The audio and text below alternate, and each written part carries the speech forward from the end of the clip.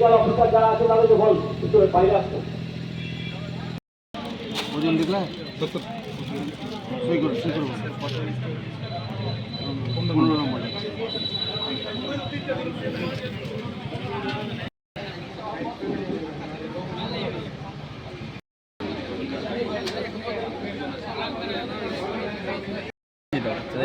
হ্যাঁ অবশ্যই ঠিক আছে।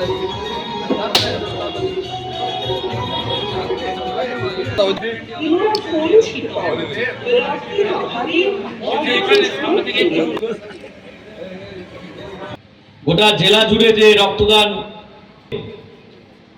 এই রক্তদান উৎসব ভাবে চলে আসছে।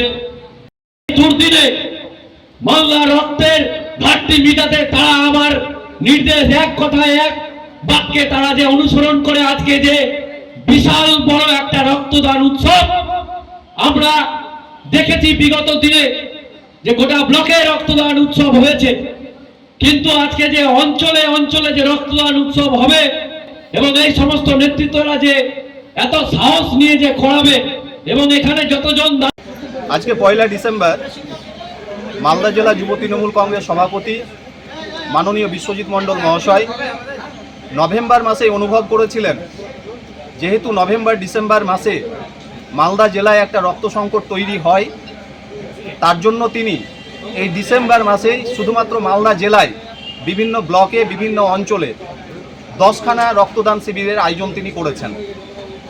তারই অঙ্গ হিসেবে আজকে মানিকচক অঞ্চল তৃণমূল কংগ্রেসের পক্ষ থেকে এবং মাননীয় বিশ্বজিৎ বাবুর নির্দেশে আজকে এই রক্তদান শিবিরের আয়োজন এখানে করা হয়েছে। তার আগে একটু বলে নেওয়া দরকার, তিনি বছরখানেক আগে যখন মালদা জেলা যুব তৃণমূল কংগ্রেস সভাপতি হয়ে এসেছিলেন,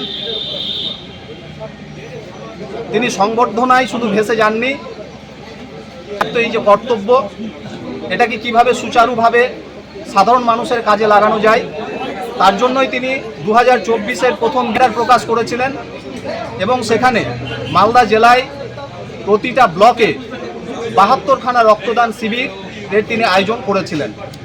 এবং এই বিগত বছরটায় যদিও একটা মাস এখনো রয়েছে আমাদের হাতে, সমস্তগুলোই অত্যন্ত দক্ষতার সঙ্গে তিনার অনুগামীরা, দলীয় ছাত্র যুবরা সেটাকে নিষ্ঠার সঙ্গে পালন করেছেন। তো তাদের এখানে এই মুহূর্তে ডোনার এসে দাঁড়িয়ে আছেন প্রায় 50 থেকে 60 জন এবং এখনও অনেকে আসতে বাকি আছে। আমরা আশা করছি এটা 70 থেকে 80 জন ডোনার এখানে অন্তত হবে। এবং সব থেকে যেটা অত্যন্ত আনন্দের বিষয়, গর্বের বিষয়, যে আজকে এই রক্তদান শিবিরের সূচনায় যিনি রক্ত দিয়েছেন তিনি মালদা জেলা যুব তৃণমূল কংগ্রেসের সভাপতি মাননীয় বিশ্বজিৎ মণ্ডল। তিনি শুধুমাত্র কথাই নন, তিনি বাস্তবে কাজে প্রয়োগ করে দেখিয়েছেন আমাদের কিভাবে চলা উচিত, কিভাবে মানুষের পাশে দাঁড়ানো উচিত, তার একটা দৃষ্টান্ত স্থাপনও তিনি আজকে এখানে করলেন। আজকে এই শিবিরের সূচনাটাই হয়েছে ওনার রক্তদানের মধ্য দিয়ে।